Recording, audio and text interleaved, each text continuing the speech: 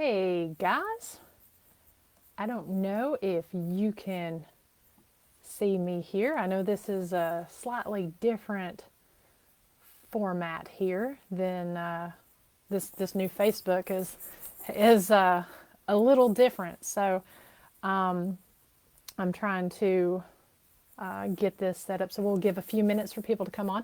Sorry, I'm a few minutes late. I was just on the Wicked Woman Paranormal Show, and so if you guys missed that, I hope you will go back and catch the replay. I had so much fun with Beth and Cindy from the Black Wolf Paranormal, where we talked about some really cool things, and I was honored to be their first guest. So looks like we've got some people on here. So again, I apologize for being late on that. So I'm gonna. These are always kind of strange doing these lives by yourself because, you always kind of feel like you're talking to thin air, which is not really different than doing an investigation. But we've got some people on here. I want to say hey to Janet. Hi to Dr. Chris Sumner, Tim Thrasher from Eaton, Georgia, as well as Ronnie Anderson.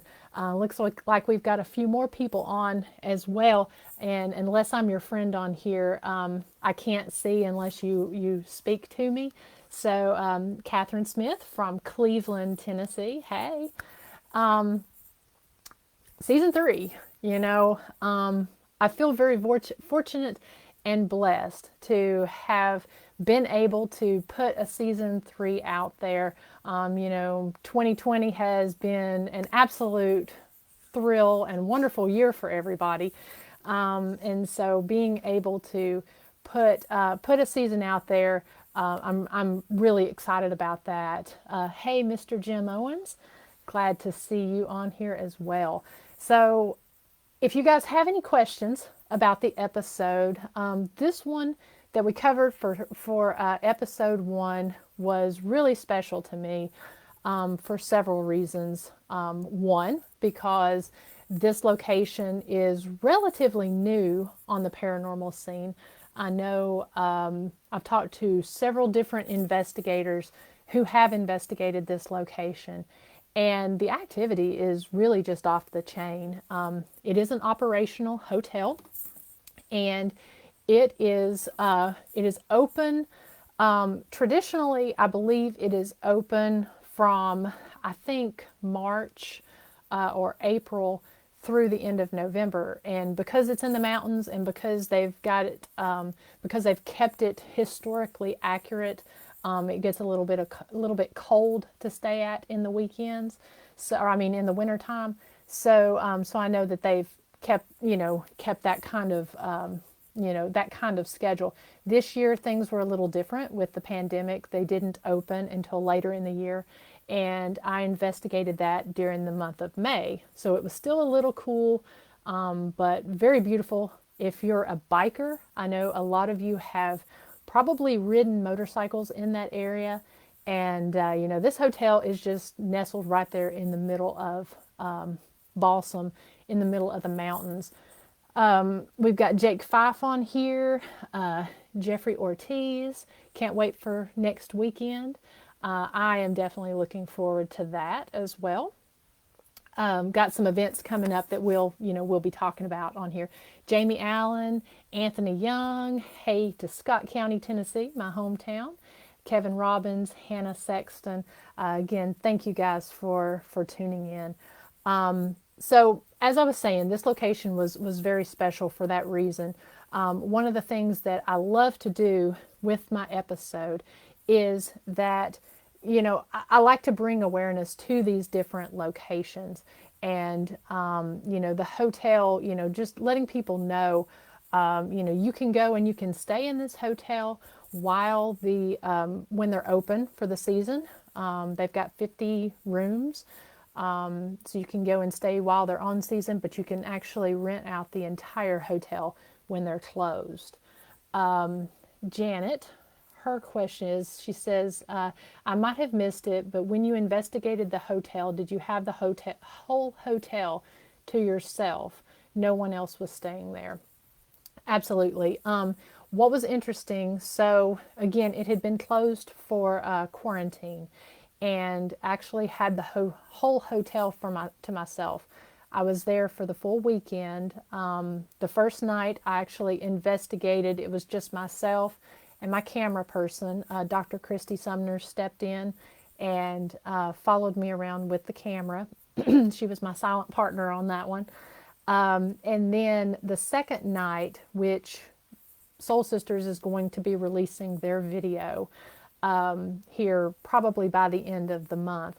But the very next night, they came and they did their investigation, and they actually invited me to participate in a couple different experiments. So that was really cool to get to be a part of that, and I'm so excited to share that because we had some really, really cool things happen while we were doing that investigation.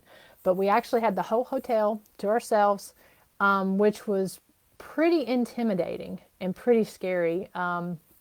That in and of itself was creepy because the hotel, the little town of Balsam, there's only 48 people, or at least at the last census, there was only 48 people that lived in that little town.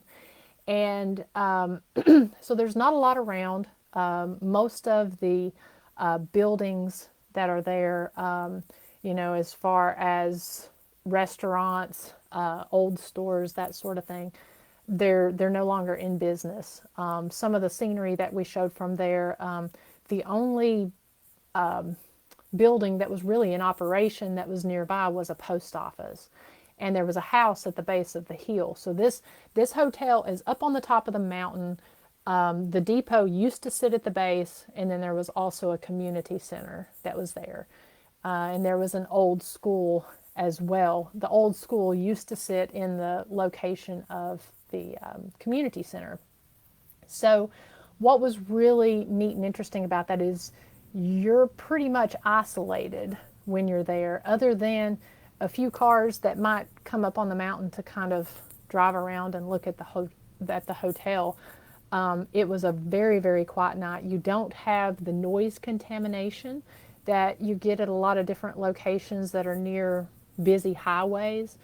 So that was really interesting because, and you also didn't really get the light pollution as well, because all they had were a few lights that were outside shining at the hotel and also on the porch. So you didn't have the light pollution, you didn't have the extra noise pollution to look out for when you were doing the evidence review.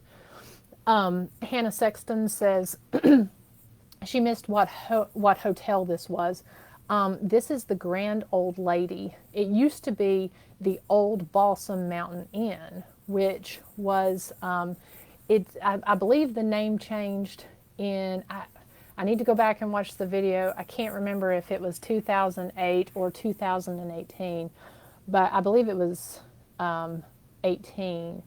And but it had operated as the old Balsam Mountain Inn up until that time.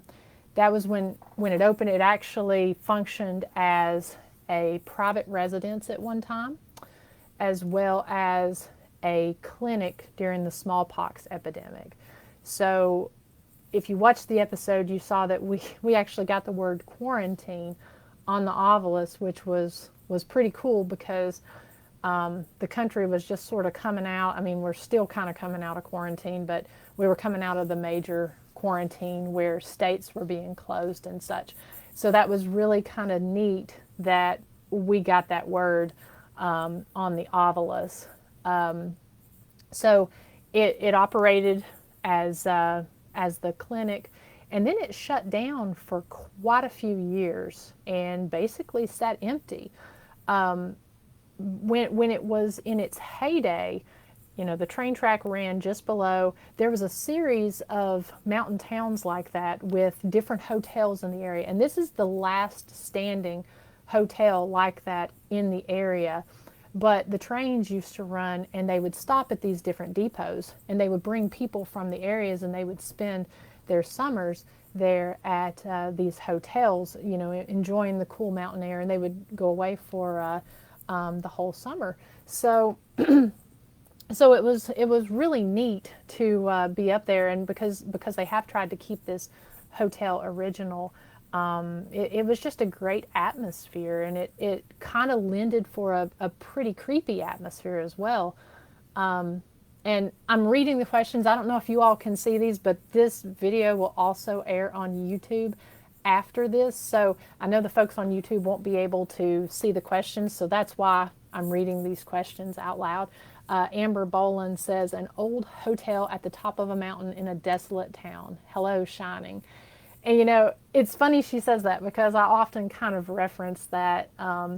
It really, you could really sort of get a feel for how their mental state would be in that show, because there was, if when bad weather would hit, it would be hard to get off the mountain, and to go to, I think the nearest town was, I spent the night there, but I went up the day before, and I was actually staying, because I had ridden the motorcycle up. I was actually staying about 20 minutes. It was about a 20-30 minute ride from where I stayed when I got in town. And then when I rode over and stayed for the weekend. So yeah, if anyone has any specific questions about that, or about the location, the ride, I was riding from Chattanooga, Tennessee, in the Cleveland area. So I actually rode the old gold mining trail over there. It was really pretty cool because you ride through some amazing areas. If you're a biker, I know a lot of you have probably ridden to the Franklin area, maybe come down through the Dragon and Tellico and that sort of area. But I'm sorry, I said Gold Mine Road, the old Copper Mine Road. So, I encourage you to look up the old Copper Mine Road, and I'll probably be doing an episode where I talk about the actual journey from Chattanooga to the Balsam Mountain Inn. However, it runs through the Ocoee, which is absolutely beautiful, and the Cherokee National Forest. And, if you read any type of Appalachian history stories or anything like that, the Cherokee National Forest is absolutely full of some great haunting stories. So you ride through there and ride through Murphy and Franklin and Silva to get to Balsam. So it was about a little over 2 hour ride for me, which was really cool. So I would definitely encourage, you guys to check that out. Some of the mountain views are amazing, and some of the stories about those roads are very cool. Janet says, we saw the rooms and the hallways, but did you get any footage or evidence from the areas like the lobby or the dining areas? So I was there, like I said, I was there for the full weekend. And as a lot of you know, if you've got all these cameras and all this audio set up, you find that basically, if you're there, say for instance, if you're there for 10 hours and you've got 5 cameras set up, you automatically have 50 hours of evidence to review. And so I set up stationary cameras. I had Dr. Sumner following me with the camera, and then I set those stationary cameras up. One of those that we set up was in the kitchen and dining area, and then also I had one setting down in the lobby area. There's a specific hall. So the way the hotel is structured, you have the front area where the lobby is. The lobby runs along the front that you see when you see that big shot of the hotel.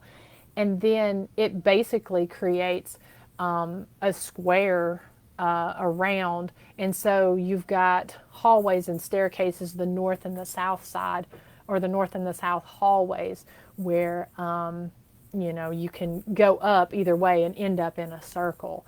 So I had so much evidence, especially in Henry's hallway, that I'm actually going to be releasing on a separate video. It's not going to be one of the episodes, but it will be a separate series of, so I call them static cameras, and we're going to have a series that is called Ghost Biker Through the Static, and that's where I'm going to release some of that evidence that I caught that I couldn't fit into the actual episode where I released that static cam footage, because what I did was I like to set up different tools with those static cameras so that if there are any type of spirits in that area, that they have something that they can work with, whether it be flashlights, laser grids, sometimes REM pods, that sort of thing. And then also temperature gauges. I like to keep a temperature gauge with that area just so we can see if there are any, if we get some activity, we can also see if there's temperature fluctuations. So we'll be releasing some of that soon, especially Henry's hallway. That was one of the most active that I have ever been at. And one of the things that I've just got to say that I found to be really incredible about this location is, and I said it in the video, they actually embrace their ghostly visitors. And a lot of different places you visit, especially if it's a historic location or a functioning business, a lot of the time they kind of shy away from talking about the paranormal unless they kind of market it that way. This location doesn't market it that way, but they do embrace it. They actually put the welcome signs over the doors of different rooms that have had activity. And so there is a home team that stays there. I had the privilege of meeting them the day that I went in to investigate. They showed me around, told me a few stories about the hot spots. But, we would have been there all day. They spend an extensive amount of time in this location. When you have a 50-room hotel, not to mention, a bar and, fitness area and all these different areas in the hotel, they spend a lot of time in there researching and trying to get the stories for these rooms. So you could just spend an immense amount of time in there just trying to get the story. You could probably do a whole episode just on one room. So, a couple of them, because I was just there for the weekend, we focused on the hot spots. And then if there was anywhere else that kind of called out while we were investigating, Henry's Hall was a big one. Room 205 was big. The first night I slept in room 205, which was Sheriff's room. And that was a documented story. And then the second night ended up sleeping in room 333. One of the things you guys might have noticed was while I was walking around with the Ovilus, I kept getting the number 9. And at the time, I was thinking, room 309 was where I needed to go. And it wasn't until the next day when I got invited along to investigate with Soul Sisters Paranormal that I realized that 3 plus 3 plus 3 is 9. And so we ended up sleeping in room 333 the next night. And the activity was off the chain. I have no doubt that that was probably the 9 that I was getting rather than the 309. But also, like I said, the kitchen was very active, and I didn't get a whole lot in that downstairs hall with the lobby, but that may have just been the night that I was there. I'm going to go back to the questions here. Hi, Connie Calder and Jenny Chitwood. Thank you so much for your compliments. Steve White says, good evening. And he says, the last video was totally awesome. So very informative and historical. When you and the Soul Sisters get together, it's totally phenomenal, putting the best of the best together at the same time. Thank you. I really enjoy being able to investigate with Soul Sisters Paranormal. The first night, it's, typically I investigate by myself, and the first night was interesting, and it's challenging to investigate by yourself because, again, a lot of the time you feel like you're just sort of sitting there asking questions because you don't always get the responses in real time. And the beautiful thing, again, about this location is the disembodied voices were unlike anywhere I've ever been. The Sunset Hill House had disembodied voices like this, but a lot of the time, I usually only hear the responses when I have my headphones on and I'm listening through my recorder. But you really didn't, or when I'm going back after the fact and listening. At this particular location, I mean, we didn't need a spirit box. I got absolutely no spirit box activity, but I was getting voices talking over the spirit box, and I would get voices as I was walking through. I mean, to me, that child's voice, that freaked me out because it was right beside me when it happened. So the disembodied voices were just off the chain at this location, and you guys are going to be really, really thrilled with what comes out with this investigation with Soul Sisters because, again, they were investigating their team. It wasn't even really set up necessarily to be a collaboration, and I was just tickled that they invited me to do a couple different experiments with them, and the activity we were getting different pieces of equipment working together in conjunction with each other. And to me, that's some of the best evidence because a flashlight going off is great. But when you've got a flashlight going off and a temperature change, or when you've got the SLS camera and temperature change and EMF activity going on, it's pretty freaking cool. So we are excited to get that put out there. Hello, Jimmy Seaton. I met him a few weeks ago at Harley Davidson event. Jeffrey Ortiz asks, where can he get any episode from season 1, 2, and 3? So, thank you, Jeffrey. Seasons 1 and 2, you can watch on Facebook, on the Ghost Biker Explorations channel, on this channel, or this Facebook page. They are listed under the videos. You can watch those, as well as the Behind the Screams lives. Those are saved. And then you can also watch them on the Ghost Biker Explorations YouTube channel and on the Ghost Biker Explorations webpage, which is www.ghostbikerexplorations.com. And right now with season 3, we only have one episode that's come out. They will come out every Tuesday night at 9 p.m. Eastern Standard Time, 6 p.m. Pacific.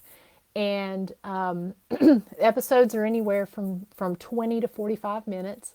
And they will release every Tuesday night during the month of October. So we've got a new episode coming out next Tuesday night. And that will premiere on Facebook as well as on YouTube. And I'm hoping, so, it wouldn't be a Ghost Biker season if you didn't have some type of technical difficulties. And all my paranormal investigator friends know that that's something that we experience on a regular basis. So, if something was up with Facebook on Tuesday night, and I had been trying to upload the episode all evening long. And so it didn't get uploaded till 9:30, so we didn't actually get to do a premiere. But we did the premiere on YouTube, so we're going to try to do it this Tuesday night. That way we can all watch together and chat, and if anyone has any questions, we'll have that. And this one is going to be a special episode as well. So let's see. Brian Baum, one of my favorite paranormal investigators as well, with Bearded Paranormal. I encourage you guys to check them out. He says we need to do an episode at Fairfield County Infirmary. I was actually talking to a team that investigated there, I think maybe a month ago, and they had a lot of activity. And so that one is actually on my radar to go and check out. I've heard some really interesting things about that, and I would definitely like to check that out. Anthony says the child's voice was as clear as a bell. It was. I mean, it was. I actually, I don't really get scared at a lot of these, but I was very startled by that one. I actually got fear tears while when that happened. I find myself laughing at my expressions. I didn't realize I was such an expressive person until I had watched this episode. So that was genuine, genuine fear and shock, and then trying to stay composed. So yeah, that was definitely clear. Steve White says, "Who is my videographer? Totally awesome work." So that's something that's actually changed. So the first two seasons, you guys may have seen my friend Josh Nyman, who was investigating with me, and he's not an investigator, and so he was following me along and filming, and excuse me, and so this year, like I said, this year has been incredibly trying for a lot of people, and he had some family obligations, and was not able to travel and film with me. So originally, the season was actually set up to be just myself, and filming vlog style, getting the beauty shots and that sort of thing. But I really liked the format that we had developed together of somebody following me along. So this season is totally different. I did it completely solo, but I've had several different people follow me on the episodes. This episode that we watched, Dr. Christy Sumner from Soul Sisters, she, because they were investigating the second night, she offered to help me by following me along. So I filmed the beauty shots as far as the B-roll, and she did the filming of the scenes where I was telling the story, and then also following me along on the investigation. So thank you, Steve, for noticing that and for your compliment. Janet says, did any of the entities seem negative at all? No. As far as this location, and that's one of the things I really liked about this is, they really kind of seem true to character as far as what you would get in a hotel. When you're in a hotel today and you're dealing with everyday people, you're dealing with all walks of life, and every all these different stories. A lot of the different activity, was actually very positive activity, other than the clinic that, during the smallpox epidemic, most of the activity that we were getting, we believe, were people who were traveling on the train and traveling to vacation. Other than what you might experience in an airport, or a train station, most people are excited and happy, with where they're going. So that sort of seemed to be the case. And as far as some of the different stories, now, other than the sheriff who had been murdered down at the community center below and brought up to the hotel, I'm not aware of any other homicides or negative activity that had happened in there. So for me, everything seemed really positive, and it was actually very refreshing to be in a location like that around spirits that just seemed to sort of be going about their everyday business. There was a lot of residual activity there. However, I felt, especially in the kitchen area, however, I felt like the majority was intelligent, and it was quite positive. Let's see. Connie Calder asked where the hotel was and asked for the name again.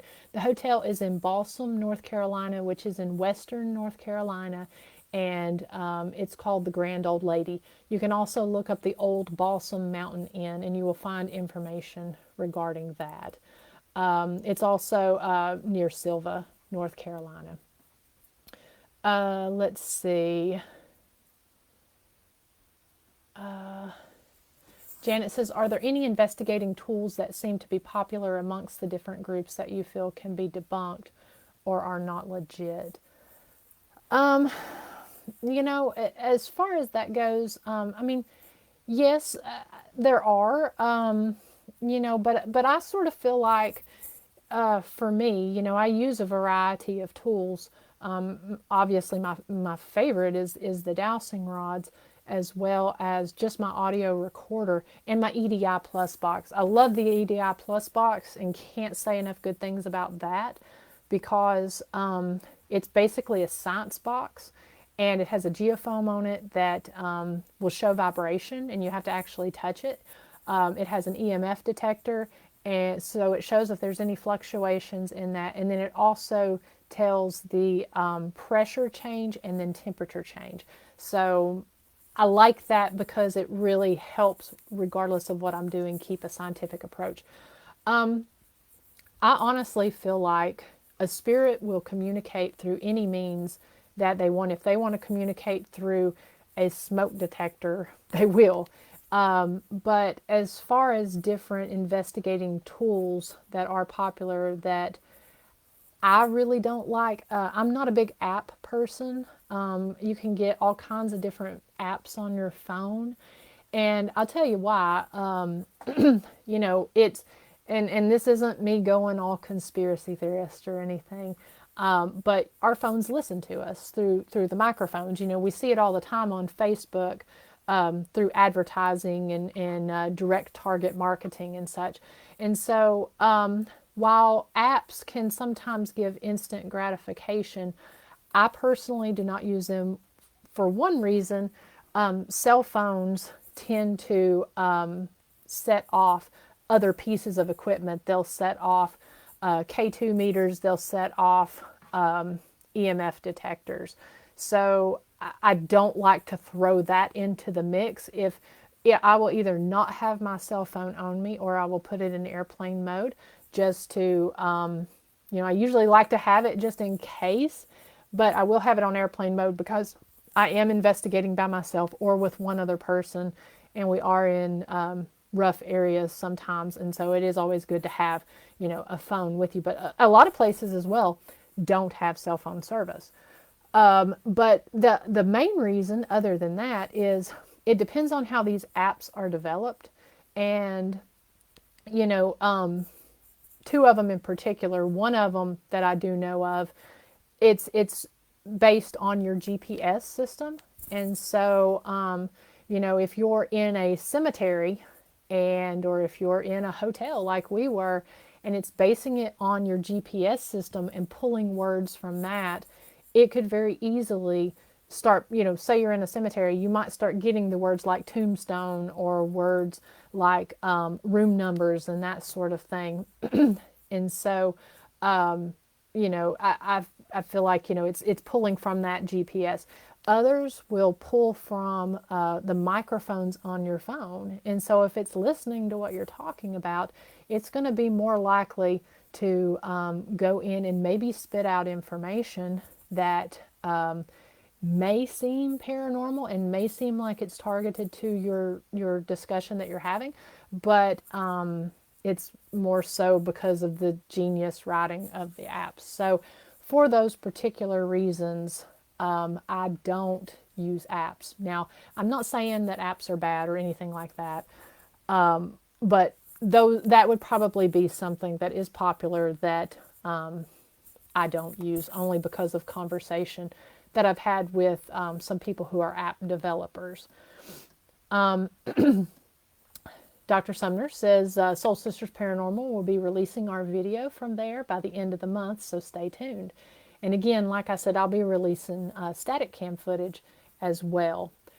Steve White, speaking of the Carolinas, Pawleys Island would be very interesting to investigate, and it has a very historical paranormal background. Legend of the Gray Man, some have said, really exists. I have heard of Pawleys Island. I have not investigated it, but I have heard of it.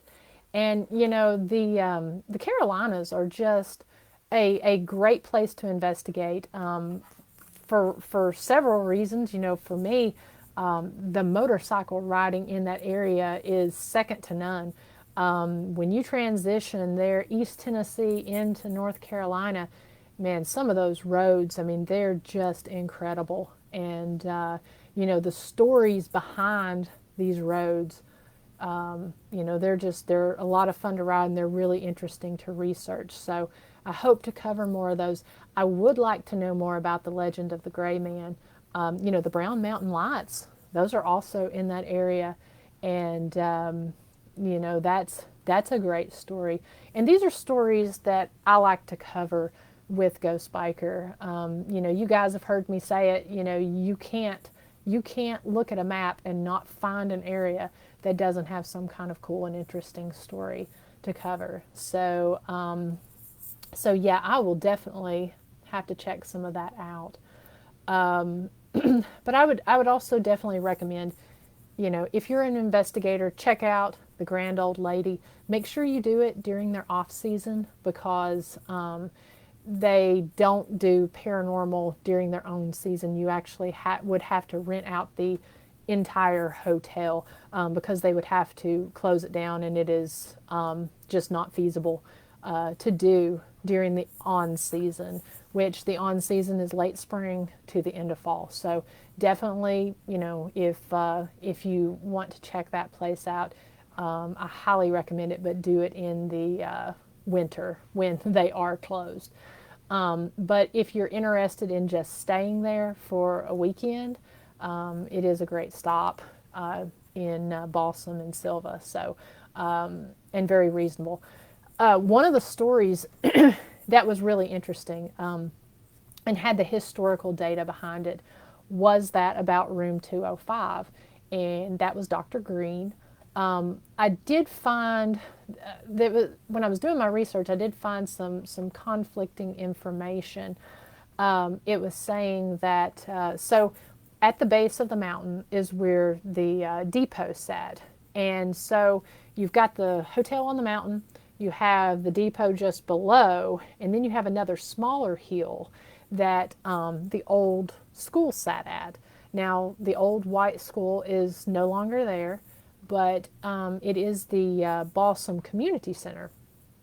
And so there was some conflicting information that I found in my research as to when the school was built and that sort of thing.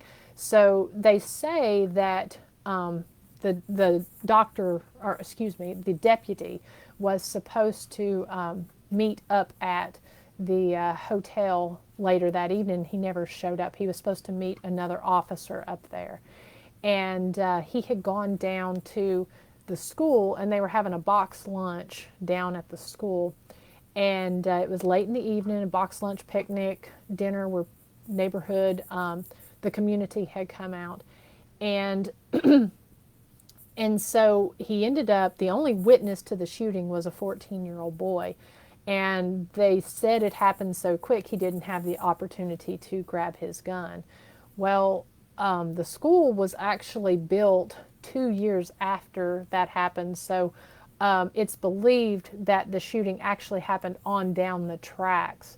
There was another building on down, there was some homes on down the tracks from where this happened. So I'm a little unsure as to, there was newspaper articles and such we were looking at. I'm a little unsure which it happened, and it doesn't really matter. The fact is that it happened down there at the base of the mountain.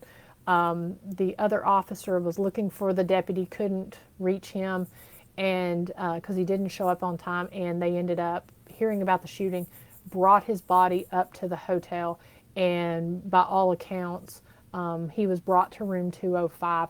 205 was an interesting room because you went in and it had a average sized bedroom, and then it had a suite off to the back that had kind of a sitting area in it. All of these rooms, they're all different, which is really neat. Some of the rooms are just big open rooms with big bathrooms with the clawfoot tubs and everything in them. And then some of the other rooms are just little walk-in rooms and have just a little walk-in bathroom. One of them that we stayed in on the second night that I was invited to go with Soul Sisters, we actually stayed in a room that was a double room, 333. Again, we didn't intend to stay there. We just felt like we were led to stay there from what I had got on the Ovilus the night before. And that room was actually a really big, open, two-bedroom area that had multiple beds in the rooms. So, but that was definitely an interesting story. And I always love when you can find historical background to, back up the stories that are being told in there. And, what was just really neat about it, I've investigated a lot of jails and a lot of prisons. And, these different locations that house a lot of people are really interesting to me because you have the story of the location, of how it became to be and what it was all about. But then you've also got all these little stories within about what happened in each of the different rooms and who was in there and really, why they stay in there. We kind of have our theories as to why they'll stay in prisons. But, why would you have lingering activity in a hotel? So it was just really interesting, and one of the reasons why I believe a lot of the activity was more, more on the positive side. I feel like I have just really sort of rambled on. So we're going to try to keep this to an hour. Like I said, I know I got on a few minutes. It was about 6:09. So we got about 10 minutes left. And if anybody, has any questions, or if you're an investigator who has investigated at this location, I'd love to hear your story. If you have any suggestions of different locations, I would love to hear those as well, and feature them on season 4. Janet, she says, I love the little lights outside the rooms. They were cute. And, and there was actually a great story about the little lights outside of the rooms. So that was a special touch from the new owner who purchased the grand old lady. And so outside of each of the rooms on all the different halls, they have those little lights set up. And at 10 o'clock every night, they go through and they unplug each of those lights. And so they're in, the north and the south halls there. And what I decided to do was, I investigate, in the day, in the night, in the light, in the dark. I mean, there's really, the dark does make it creepier sometimes, but I like to have ambient light just so that, you can actually see shadows a lot better that way. Plus, I don't film with my static cameras or IR cameras, but as far as my episode, I try to keep it as raw as possible. I don't use IR cameras or anything when I'm filming. So, we went in and actually, just to try to kind of set the mood and keep it as realistic as when the hotel is in operation. We actually went through on 2 of the halls in particular and left the lights plugged in. So, that was just kind of a neat little touch that the owner did, that a tradition that she does every night. Beth says, I love when locals get involved and share their stories. Absolutely. That's one of my favorite parts. And, that's what I really like to hear, because, nobody can tell it better than a local. These people who have heard these stories all their life, or that have experienced it. I often say, if you want to find the best restaurants when you go riding, talk to the locals, because they'll tell you where it's at, and they're the ones that can tell you some of the best stories about these places. It's just adds that level of organic to it. Ernie says that I hate that I missed you on The Wicked Woman. I was caught up doing evidence review. I know Ernie Pack from Pac-Man Paranormal, they have been really busy traveling to different locations, and so I know you guys had a big weekend this past weekend, and probably are definitely catching up on your evidence review. Yes, I had mentioned earlier I was on the Wicked Woman paranormal show just before this. Beth Allen is, you saw her comment right there. She's one of the hosts, and I know they're going to have that episode on there. I'm not sure if it's archived or if it's already on there. She can probably tell that, but I will be sharing that after this. I was honored to be their first guest. Great group of women.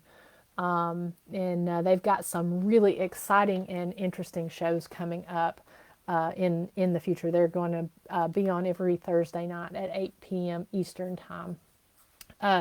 Ernie says, I highly recommend you check out the Lots House in Franklin, Tennessee. We were there Saturday night and just keep finding more and more evidence. Very active and beautiful place.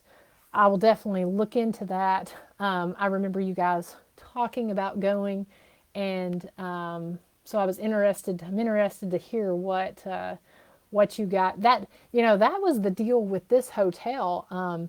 It's always rewarding as a paranormal investigator when you go to these investigations, when stuff happens in real time, when you're hearing the disembodied voices, and when you're experiencing this stuff in the moment. Sometimes there's places you go to that you don't know that you really got activity until you sit down and start reviewing evidence. And that was how this place was. I mean, we had so much happening in real time, but oh my gosh, when I sat down and started reviewing some of the voices and some of the stuff that I was catching, I was really, really excited and really impressed, really excited to share the episode. Let's see. Janet says, if you had the ability to travel anywhere to investigate, where would you go? That's a hard question for me because there's so many places. I like places that I can go on the bike that are different and unique. One place in particular I've always wanted to go, and it's one of the paranormal hot spots. I would love to go to the Villisca Axe Murder House. I would also like to either travel the Blues Highway and do some investigations along the Blues Highway as well as Route 66. I know there are a lot of amazing places, and then up in the Northwest, I haven't investigated any up there, and I would like to travel the Gold Rush Trail and do some of the investigating. That was something I had mentioned on The Wicked Woman. I would love to go and investigate some of the taverns and the little mining communities and inns where the people who were out there during the gold rush had traveled and stayed. There was some very interesting stories. That would definitely be some places I would like to go. If I can tie it in with the motorcycle, then those are places that I definitely like to hit. Again, I would like to thank everybody that tuned in, everybody that watched, shared, and liked the episode. Those, that really means a lot to me. Especially, this is the first episode that I solely produced and put out there. So, a ton of work went into it, and I appreciate you guys for sharing and helping get the word out. And I'm glad it was really enjoyed. Beth says Tombstone is on her bucket list. That is somewhere I would definitely love to check out. The Natchez Trace, Ernie Pack just mentioned. I was actually down on the Natchez Trace last year when I went down to Kosciuszko, and then I also went back to Kosciuszko to investigate the old Atala jail and the old funeral home this past year. And I would like to spend more time because I know that the Natchez Trace runs from Nashville down, and so I didn't get on it until I was on down south in Mississippi. But I would like to ride the entire trace. Jamie says, are there any local places in Chattanooga or the Cleveland area that you want to check out? There is. So I've checked out quite a few in this area, but the Reed House, I would actually like to. I know they opened up a room there that has a lot of history. A murdered hooker.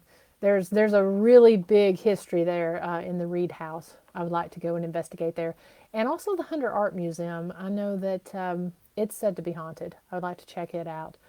The history behind that location.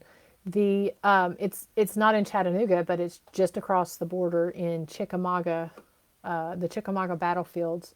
I often feel drawn down there, and there may be something coming kind of soon, story-wise, on that area with Old Green Eyes. That is definitely an interesting story. Like a lot of battlefields, I know that there are a few like Perryville that you can investigate at night, but unfortunately, Chickamauga, the second bloodiest battle, is like Gettysburg, and they shut down at night. So it's really hard to get in and investigate those. I've investigated the haunted Hales Bar Dam, as well as Old South Pitt Hospital, and those are definitely two incredible locations. But Cleveland itself has a lot of, smaller, lesser known stories. There's one up in Charleston that it is not going to be an episode, but look for this at the first of the year. I'm going to be covering an interesting story about Charleston, Tennessee, that I think that a lot of people will find kind of interesting.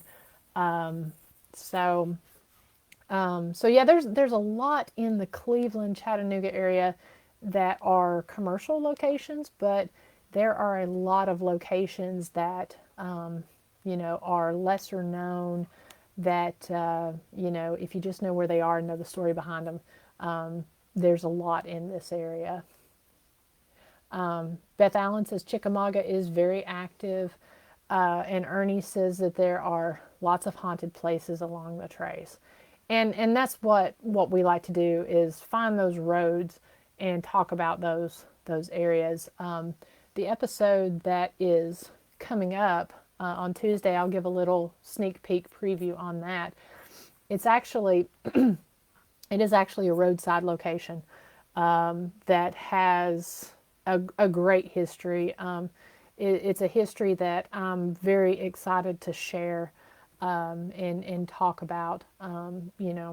It's just marked with a little small sign on a post as you pass by. Most of the time, as you're driving on this road, you would pass it and not really know the story behind it. So it's a very interesting history, and it'll probably be one of the shorter episodes because of the style and the type of investigation. But again, I'm very excited to share the history on that.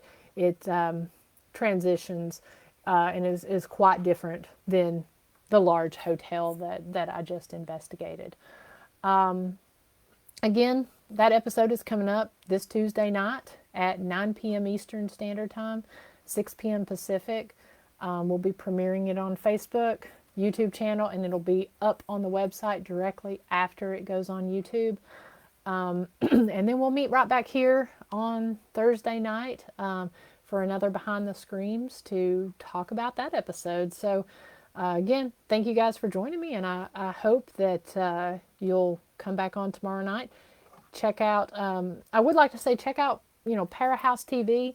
I know there's a lot of folks over here in the comments section that I've met through Parahouse. They're the ones that hosted the Wicked Woman podcast that I was just on. So if you like the paranormal and you like hearing about it and talking and sharing, they do this great live format like this.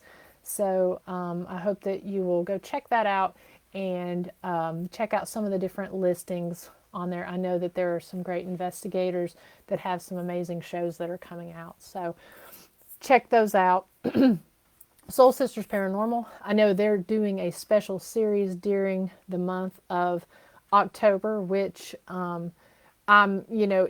it's near and dear to what I like. So I'm happy to kind of push that as well. I know the Sumners are doing they're going to some different local areas, and they're sharing their little October series, and it's very short. So if you don't have a lot of time, I definitely recommend it. It's a lot of information in a very short period of time, and it's very interesting information. It's called Landmarks, Legends, and Lore. I may have said it wrong. Dr. Summer can correct me, but it's Landmarks, Legends, and Lore, I believe. And it airs every Wednesday night during the month of October at 8:30 or 9. I think they're staggering when it's on YouTube. Maybe YouTube at 8:30 and the other at 9. So check out their channel. They can give you the details on that. But again, thank you all for tuning in. And unless there are any questions on here about anything, then I'm going to call it a night, and we'll see you again on Tuesday. Oh, I will say this. There's a couple big events coming up for Ghost Biker this weekend. If you're in the Oneida, Tennessee area, which happens to be my hometown, if you're in Oneida, Tennessee, I hope you will go and check out Zombiefest. It is part of the Music on Main series, and they're having, you dress up as a zombie. I don't remember the cost, but the money goes to benefit the small businesses of Main Street, which is very cool. These guys are out there, in this historic area. So I hope you'll come and check that out. It runs from 5 p.m. Eastern time to 10 p.m. and I'll be there. I know they're having some weather issues up there in Oneida this weekend, so it might be canceled. But if you like all things zombie, Walking Dead, all that, they've got some great guests up there, food, that sort of thing. So 5 to 10 on this coming Saturday. Next Saturday night, I will be at Screamville Haunted Attraction in Knoxville, Tennessee. Doug Cox puts on a hell of a haunted house, and it is in Knoxville. I've got the details of the time when I'll be there on next Saturday night, so come see me and go through his haunted house. I know they've done some, they're COVID compliant, and they are also, they're going to scare you to death up there. So. And then the week after that, which is the 24th and 25th, a very, very special event. If you've never been to Henry River Mill Village in North Carolina, Hickory, Hildebrand, North Carolina, check that out. We are honored. I'm partnering with Soul Sisters Paranormal, and we are having, they've invited us back. They're doing their flashlight tours on the 24th and 25th. We will actually be going up there doing the 23rd and 24th. We will be doing presentations up there about our investigation at that location. And I'll have a link on my page to where you can buy tickets to that. But we'll be doing a presentation, and then the guides there at Henry River Mill is going to take you all around the village. It's a treat. You've got the general store and all of the houses that are still standing. I think there were 23 that were standing up there at the time. So I'm not sure how many of them can go in at this time, but they'll be taking you around the village, giving you a tour, and that's going to be on the 23rd and 24th. And then there's a live that I've got coming up on All Hallows Eve there'll be more information about that at a little bar in Graysville, Tennessee. So we're going to have an event that night, and then I'll be going live, and then possibly an investigation as well. So, anyways, again, I hope you guys have a blessed and wonderful night. Stay safe, and until Kick stands up next Tuesday at 9 p.m. Eastern Time, we'll be talking then. Bye-bye.